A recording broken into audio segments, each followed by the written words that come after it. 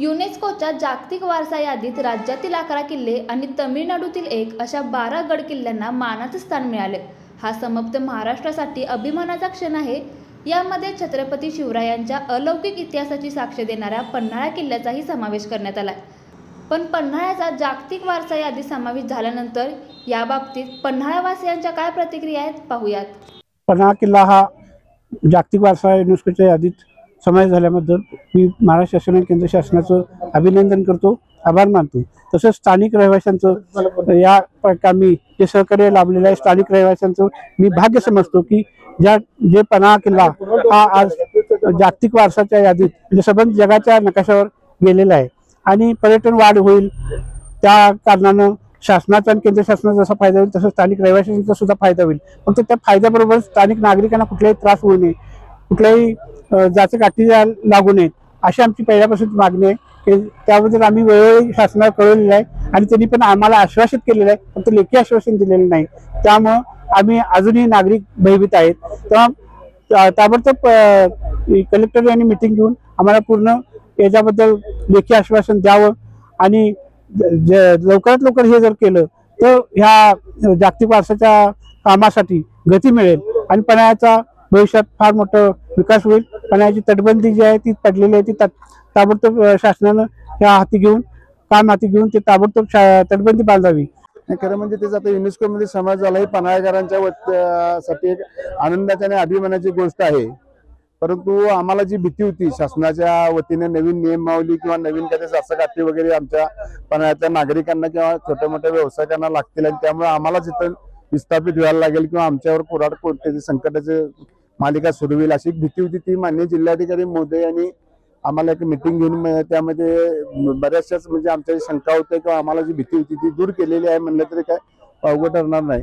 तर त्या अनुषंगानं त्यांनी आम्हाला सहकार्य नागरिकांना सहकार्य राहील शासनाचं आणि प्रशासनाचं अशी अपेक्षा व्यक्त करतो। आणि युनेस्कोमध्ये समाविष्ट झाल्यामुळं छत्रपती शिवाजी महाराजांचा जो दैदिप्यमान इतिहास आहे तो जगभरातल्या इतिहास अभ्यासकांना किंवा संशोधकांना माहित होता, तो सर्वसामान्य नागरिकांपर्यंत पोहोचेल ही एक चांगली बाब आहे। त्याचबरोबर आमच्या पूर्वजांनी म्हणजे कोणतेही शासन किंवा पुरातत्व विभाग वगैरे कोणतेही कार्यान्वित नसताना आमच्या पूर्वजांनी या पन्हाळगडाची तटबंदी किंवा पन्हाळगडाच्या ऐतिहासिक सगळ्या इमारती किंवा पन्हाळगड जो जपला त्याचा आम्हाला कुठेतरी ह्या आत्ताच्या पिढीला किंवा आमच्या नंतरच्या पिढीला त्याचा फायदा व्हावा, कारण जपला म्हणून आमचा ह्या युनेस्कोमध्ये समावेश व्हायला आज म्हणजे शासनाला सुद्धा ते सहभागी करता आले युनेस्कोमध्ये। तर त्याचा आम्हाला कुठे त्रास होऊ नये भविष्यात युनेस्कोचा, एवढीच अपेक्षा या ठिकाणी आम्ही व्यक्त करतो। मी रामानंद गोसावी पन्हाळ्याला युनेस्कोचे एक सदस्य कमिटीने भेट दिली होती। ती भेट दिल्यानंतर त्यांनी बरेचशा इथं सुधारणा सुचवल्या होत्या की पाण्याची टाकी काढा, टॉवर काढा, पण हे सगळं काही न करता अचानक युनेस्कोच्या यादीमध्ये पन्हाळा गेलेला आहे। मी भारत सरकार महाराष्ट्र सरकार याचं त्या माझ्यातर्फे किंवा पन्हाळ्याच्या ग्रामस्थातर्फे अभिनंदन करतो। पण हे जात असताना आमच्या काही शंका आहेत। त्यातली पहिली शंका आहे की इथले मॉन्युमेंट बरेचसे दुरुस्त झाले नाहीत, पडलेले आहेत। ते पडलेले मॉन्युमेंट कुठल्याही परिस्थितीत दुरुस्त केले नाहीत। एक सदस्य कमिटीनं जे काही सूचना सुचवल्या त्या केलेल्या नाही आहेत।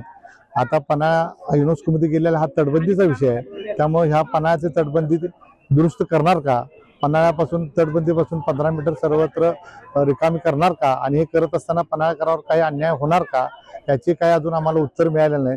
तथापि कलेक्टर साहेबांनी आम्हाला एक मीटिंग घेऊन हे काय होणार ना असं आश्वासित केलेलं आहे, पण अजून काही लेखी दिले नाही। मी वारंवार त्यांना भेटून ते लेखी मागत आहे। आता ते काय लेखी देत आहेत आणि त्याच्यावर आमची दिशा आम्ही नंतर ठरवू। नमस्कार, माझे नाव चेतन भोसले, उपनगराध्यक्ष पन्हाळा। आज जागतिक वारसा स्थळामध्ये पन्हाळ्याची निवड झालेली आहे, त्याबद्दल प्रथमतः मी गावकऱ्यांच्या वतीनं भारत सरकार व युनेस्को अभिनंदन करतो यांचे। आज पन्हाळ्यावर छोटी लोकसंख्या आहे, किल्ला असल्यामुळं पन्हाळ्यावर वस्ती पण आहे। अशा पद्धतीनं रोजगार उपलब्ध व्हावा, पर्यटनाच्या दृष्टीनं रोजगार व्हावा व नागरिकांच्या सुखसुविधा पूर्ण व्हाव्यात, तसेच छत्रपती शिवाजी महाराजांचा इतिहास पूर्ण जगासमोर जावावा। त्यातूनच युनेस्कोमुळे गावातील नागरिकांना कोणती अडचण किंवा बांधकाम संबंधितल्या काय ज्या शंका असतील त्या सरकारने वेळोवेळी बसून त्या शंकांचं निरसन करावं व छत्रपती शिवाजी महाराजांचा इतिहास जगासमोर जावावा. मराठीसाठी पन्हाळ्याहून सचिन वरेकर. येस ब ब बदक क क कणीदार ख ख खमंग ग ग गोकुळ अगदी घरच्यासारखं. कणीदार खमंग म्हणजेच गोकुळ तूप.